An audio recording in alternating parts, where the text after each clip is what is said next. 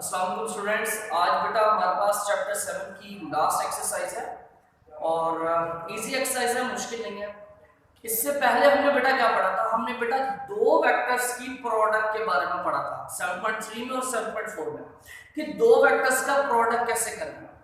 और दो वेक्टर्स की प्रोडक्ट के हमने दो ही मेथड देखे थे, एक का नाम डॉट प्रोडक्ट था और दूसरे का नाम क्रॉस प्रोडक्ट था। अब इस लास्ट एक्सरसाइज में हमने क्या देखना है? हमने यहां पर देखना है कि तीन वेक्टर्स की प्रोडक्ट कैसे करेंगे। हम दो वेक्टर्स की प्रोडक्ट देख ली, अब तीन वेक्टर्स की प्रोडक्ट देखेंगे। ठीक है, प्रोडक्ट ऑफ थ्री वेक्टर्स क्या है? तो बेटा इसकी भी दो मेथड है। एक को बोला जाता है स्केलर ट्रिपल प्रोडक्ट और दूसरे को बेटा जी बोला जाता है वेक्टर ट्रिपल प्रोडक्ट। ठीक है, अब ये आपको नाम से पता चलना चाहिए। स्केलर ट्रिपल प्रोडक्ट से मुराद है जब हम तीन वेक्टर्स का प्रोडक्ट करें और आंसर में हमें स्केलर मिल जाए या कोई नंबर मिल जाए तो उसको स्केलर ट्रिपल प्रोडक्ट बोला जाएगा। लेट्स सपोज देखो ये ऐसे लिखा जाएगा, हमने इन दो वेक्टर्स का क्रॉस प्रोडक्ट लेना है, आंसर में वेक्टर मिलेगा, उसका जब हम तीसरे वेक्टर के साथ डॉट प्रोडक्ट लेंगे तो वो आंसर में क्या मिलेगा? एक नंबर मिलेगा। ठीक है, पहले क्रॉस प्रोडक्ट करेंगे तो वेक्टर, उस वेक्टर का डॉट प्रोडक्ट लेंगे तीसरे वेक्टर के साथ तो वो एक नंबर मिलेगा। तो मतलब एंड पर जो आंसर आएगा इस पूरी वैल्यू का जो एंड पर आंसर मिलेगा वो क्या मिलेगा? एक स्केलर या फिर एक नंबर आंसर में मिलेगा। जबकि यहां पर क्या है, हमने दो वेक्टर्स का क्रॉस प्रोडक्ट करना है, आंसर में एक वेक्टर मिलेगा, उस वेक्टर का दोबारा फिर क्रॉस प्रोडक्ट करना है तीसरे वेक्टर के साथ। तो यहां पर भी इन द एंड आंसर में अगेन एक वेक्टर मिलेगा। यहां से भी एक वेक्टर आएगा, उस वेक्टर का क्रॉस प्रोडक्ट करेंगे u के साथ तो वो भी एक वेक्टर मिलेगा।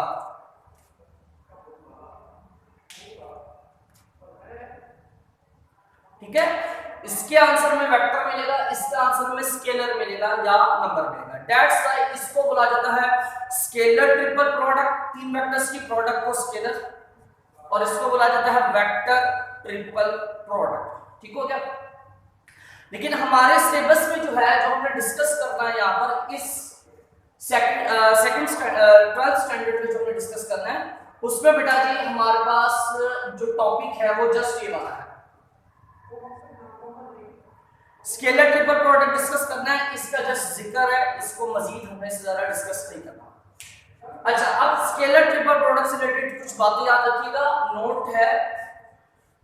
हम जब भी तीन वेक्टर्स के दरमियान स्केलर ट्रिपल प्रोडक्ट करना है तो बेटा याद रखना इन तीन के दरमियान डॉट और क्रॉस की पोजीशन मैटर नहीं करती। डॉट और क्रॉस की पोजीशन मैटर नहीं करती। आप जहां पहले आप डॉट लगा ले, बाद में क्रॉस लगा ले, कोई मैटर नहीं करता। मसलन आप u dot v cross w लिखे, w dot u cross v लिखे या फिर v dot w cross u लिखे। अब आप देख लो इन तीनों में क्या फर्क है? डॉट और क्रॉस का फर्क आ रहा है। v और w के दरमियान क्रॉस है और u के साथ डॉट है। यहां पर u और v के दरमियान क्रॉस और w के साथ डॉट है और इसी तरह यहां पर। ठीक है, तो आप इन तीनों में से जैसे मर्जी लिखे बेटा, तीनों का आंसर सेम होता है। तीनों का आंसर क्या होता है? सेम होता है।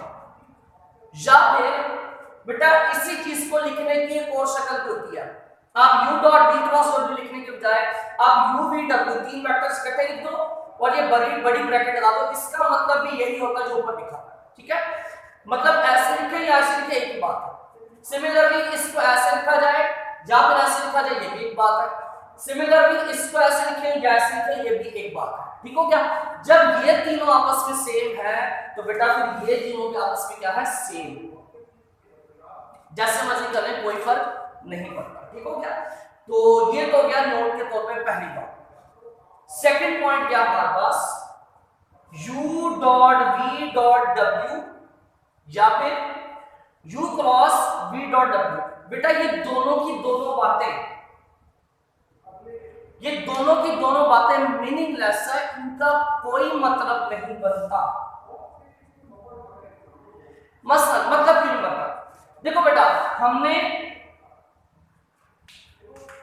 इन दोनों का डॉट प्रोडक्ट लेना, आंसर पे एक नंबर मिलेगा।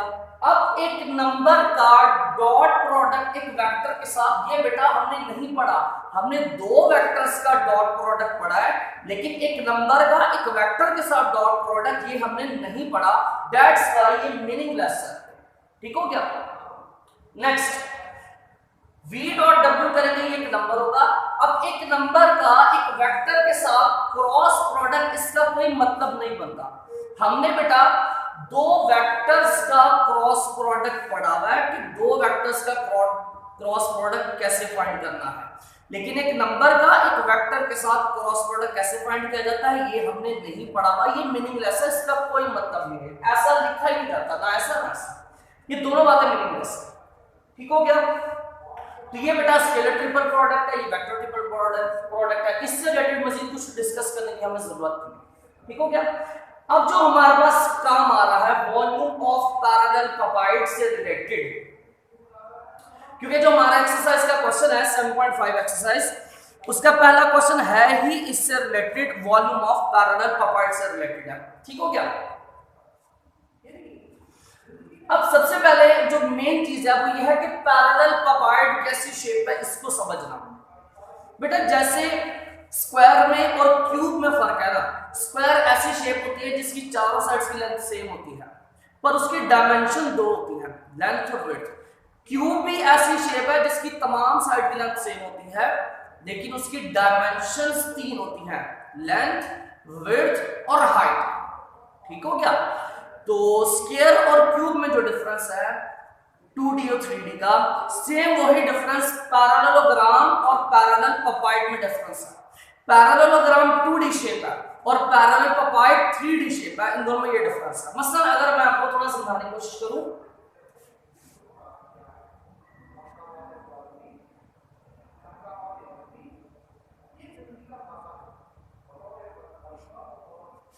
इस शेप को हम स्क्वायर बोलते हैं बिकॉज इसकी दो डायमेंशंस हैं, एक इसकी लेंथ है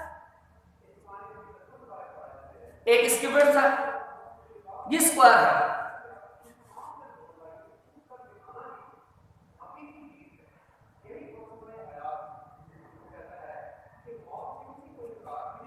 अब ये स्क्वायर है, सेम ऐसा ही स्क्वायर बिल्कुल मैं इसके सामने रख दूं, बिल्कुल मतलब ये स्क्वायर है, ये स्क्वायर है, बिल्कुल इसके सामने मैं एक और स्क्वायर रख दूं और दोनों की बाउंड्रीज को आपस में मिला दूं तो वो क्यूब बन जाएगा। अब क्यूब जाहिर है इसके सामने बाहर एक और स्क्वायर बनाना पॉसिबल नहीं है, तो हवा में स्पेस में तो हम काम नहीं कर सकते, तो फिर इस तरह से बना देते हैं।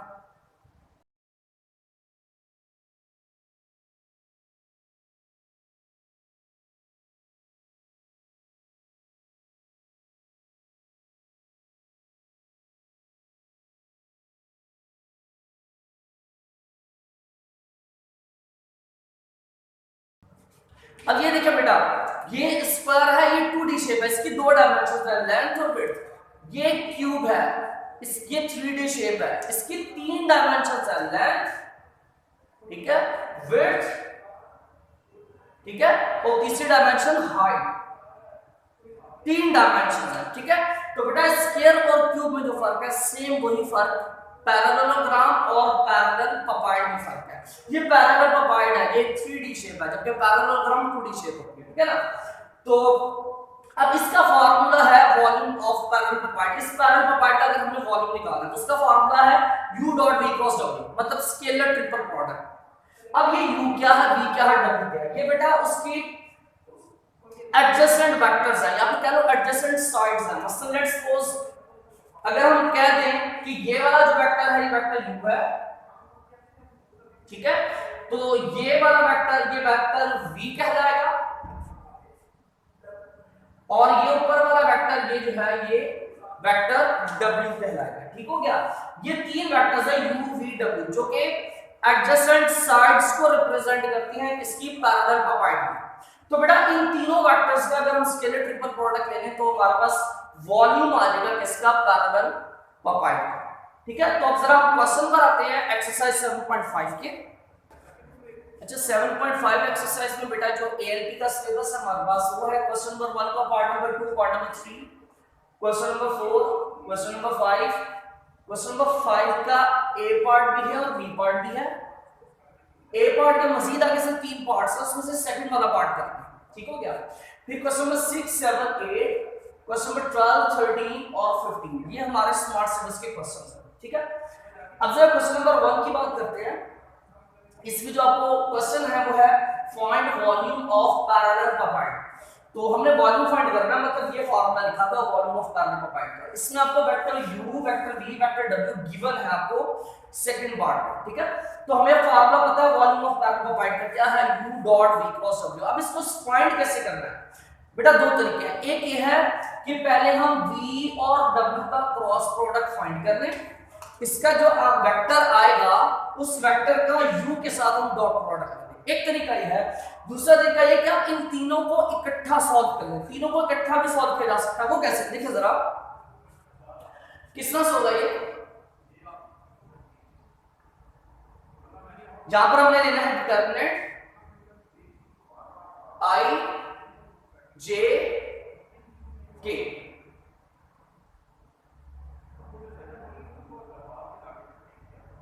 ठीक हो गया।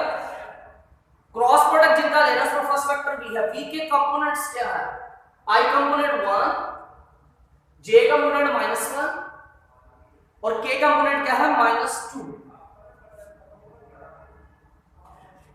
दूसरा क्रॉस प्रोडक्ट का वेक्टर w है, उसकी components i component 2, j component -3 और k कंपोनेंट 1।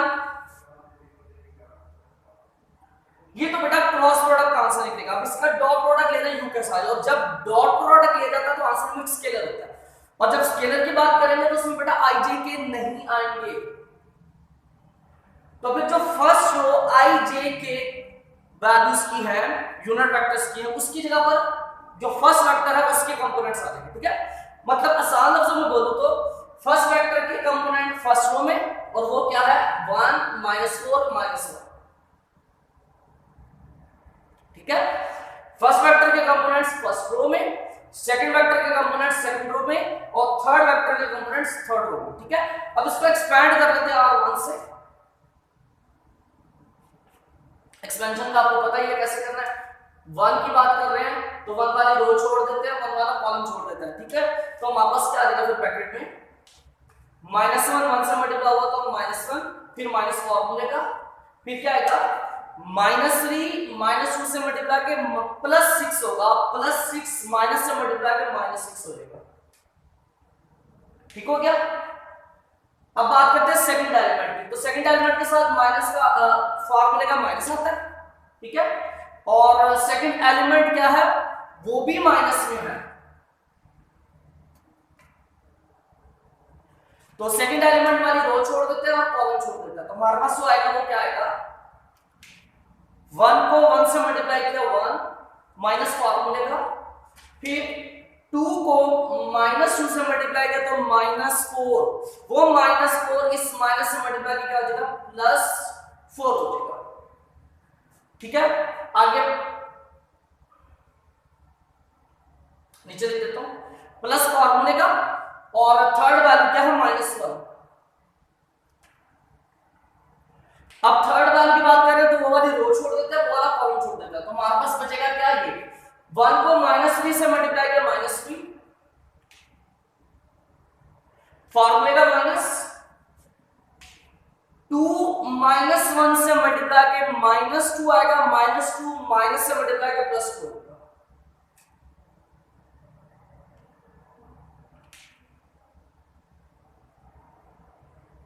अब इस सारे को सिंप्लीफाई कर देते हैं, क्या आएगा माइनस माइनस प्लस, -7 1 से मल्टीप्लाई का -7, माइनस माइनस प्लस, 4 + 1 5, 5 4 20, ठीक है। यहां पर आ जाएगा -1, माइनस प्लस माइनस सीमेंट से टूटे तो -1, -1 से मल्टीप्लाई का +1, तो 20 + 1 21 में से -7 कर दे तो +14 आ जाता है। तो क्या बन गया हमारे पास, volume of parallel पपाइड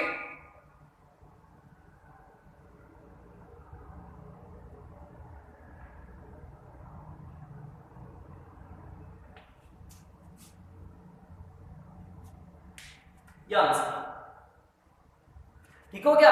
volume of पैरेललोपाइड का आंसर क्या आ गया 14। सेम इसी तरह बेटा आप इसका थर्ड पार्ट कर लेना है, उसमें आपको यूवी डब्ल्यू तीन वेक्टर्स है, उनका स्केलर ट्रिपल प्रोडक्ट ले लेना है फॉर्मूला के मुताबिक और उसको कैसे सॉल्व करना है, डिटरमिनेंट से सॉल्व कर लेना है। ठीक हो गया। नेक्स्ट आते हैं जरा क्वेश्चन नंबर 3 पर। अच्छा अब बेटा हमारे पास क्वेश्चन नंबर 3 है और क्वेश्चन नंबर 3 से पहले आपको एक इंपॉर्टेंट पॉइंट बता दूं मैं, जो कि एमसीक्यूज वगैरह के लिए बड़ा इंपॉर्टेंट है और शॉर्ट क्वेश्चन लिखना। If u v and w are coplanar, तीन वेक्टर्स हैं u v w और वो क्या हो, कोप्लेनर हो। कोप्लेनर से मुराद होता है सेम प्लेन। कोप्लेनर वेक्टर्स किसको बोलते हैं बेटा, याद रखना ऐसे वेक्टर्स जो एक ही प्लेन में मौजूद हो उनको कोप्लेनर वेक्टर्स बोला जाता है। ऐसे वेक्टर्स जो एक ही प्लेन में मौजूद हो उनको कोप्लेनर वेक्टर्स बोला जाता है। मसलन लेट्स सपोज अगर हम बात करें कि ये एक प्लेन है हमारे पास, ठीक है, इस प्लेन के अंदर ये हमारे पास चार वेक्टर्स रखे हुए हैं डिफरेंट डायरेक्शंस में, ठीक है, ये चार वेक्टर्स हमारे पास इस प्लेन में रखे हुए हैं डिफरेंट डायरेक्शंस में, तो ऐसे वेक्टर्स को बोला जाएगा कोप्लेनर वेक्टर्स, बिकॉज ये सारे के सारे वेक्टर्स एक ही प्लेन में मौजूद है। ठीक हो गया। अच्छा अब क्या रिजल्ट है कोप्लेनर वेक्टर से related, if u v and w are coplanar, अगर तीन वेक्टर्स कोप्लेनर हो मतलब सेम प्लेन हो तो बेटा याद रखना then there scalar triple product will be zero. उनका जो स्केलर ट्रिपल प्रोडक्ट होगा उसका आंसर क्या होगा, जीरो। ये बात ध्यान में रखना, अगर कोप्लेनर है तो उनका स्केलर ट्रिपल प्रोडक्ट का आंसर क्या होगा, जीरो। क्वेश्चन नंबर 3 की बात करते हैं, उसमें बेटा कह रहा है prove that vectors are coplanar. Question number 3 में आपको ये तीन वेक्टर्स दे दिए हैं और वो कह रहा है साबित करेंगे ये तीनों वेक्टर्स कोप्लेनर है। कैसे होगा, बड़ा इजी प्रोसीजर है बेटा, बहुत इजी प्रोसीजर है। देखो हमने चेक करना है कि ये तीनों कोप्लेनर है या नहीं, बड़ा सिंपल सा काम है। इन तीनों का हम लेंगे बेटा जी स्केलर ट्रिपल प्रोडक्ट, ठीक है, इन तीनों का स्केलर ट्रिपल प्रोडक्ट फाइंड करेंगे, चेक करेंगे आंसर क्या आता है। अगर आंसर जीरो आ गया तो इसका मतलब ये तीनों कोप्लेनर होंगे और अगर आंसर जीरो ना आया तो मतलब ये तीनों कोप्लेनर नहीं होंगे। बड़ा आसान सा काम है, ठीक है ना। तो हम ऐसा करते हैं, लेट कर देते हैं, इनका नाम रख देते हैं, पहला वेक्टर u है, दूसरा वेक्टर v है और तीसरा वेक्टर w है। इन तीनों का जरा हम स्केलर ट्रिपल प्रोडक्ट लेते हैं, फाइंड करते हैं नाउ।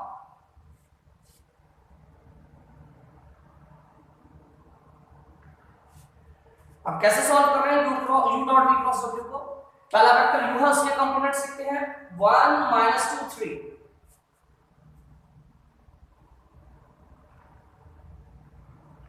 दूसरा वेक्टर क्या है v -2 3 -4, तीसरा वेक्टर कौन सा w, उसके कंपोनेंट्स क्या है 1 -3 5। अब इसका जरा सिंपलीफाई करते हैं, r1 से इसको एक्सपैंड करते हैं, तो r1 की बात करें तो r1 वाली रो छोड़ दी, r1 वाला कॉलम छोड़ दिया, तो हमारे पास क्या आ जाएगा 3 5 15, ठीक है, माइनस फार्मूले का और फिर -3 -4 से मल्टीप्लाई करके +12 माइनस से मल्टीप्लाई करके -12, ठीक है। फिर सेकंड वाले के साथ माइनस आता है फार्मूले का, तो सेकंड वाले की बात करेंगे तो सेकंड वाली वैल्यू वाली रो छोड़ दी, कॉलम छोड़ दिया, ठीक हो गया। सेकंड वैल्यू हमारे पास -2 यह वाला, तो यहीं पर अगर हम डायरेक्ट करें तो माइनस माइनस का हो जाएगा प्लस हो जाएगा, प्लस पे डायरेक्ट इसको लिख देते हैं, ठीक है। माइनस फार्मूले का आना था और एक माइनस इस वैल्यू के साथ था तो माइनस माइनस प्लस हो गया, ठीक है। तो अब हम क्या करेंगे, ये -2 वाला रो छोड़ दिया, कॉलम छोड़ दिया, तो -2 5 से मल्टीप्लाई करके माइनस का 10 माइनस फार्मूले का 1 को -4 से मल्टीप्लाई किया तो -4, वो -4 इस माइनस से मल्टीप्लाई करके +4 हो जाएगा, ठीक है। फिर लास्ट वाले की बात करते हैं जो कि है +3 की बात कर रहे हैं, तो वो वाली रो छोड़ दी और वो वाला कॉलम छोड़ दिया, तो हमारे पास क्या आ जाएगा -2 -3 से मल्टीप्लाई करके +6, फिर माइनस फार्मूले का, फिर 1 को 3 से मल्टीप्लाई किया तो 3, तो आंसर बेटा जी हमारे पास क्या आ रहा है 15 - 12 3 3 × 1 3 +2, ये क्या आएगा -6 -10 + 4 -6 -6 + 2 से मल्टीप्लाई होगी, क्या हो जाएगा -12।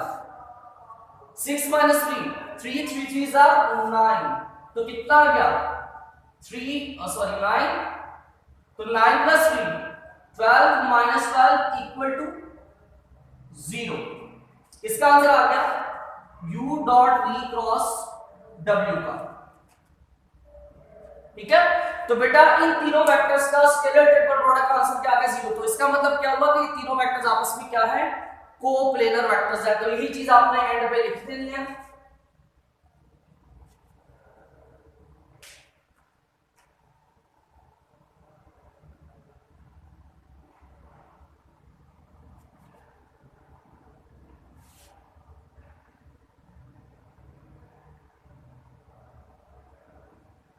ये लिख देना, ठीक हो गया। बाकी क्वेश्चन जो है इंशाल्लाह उसको नेक्स्ट लेक्चर में देखते हैं। अस्सलाम वालेकुम।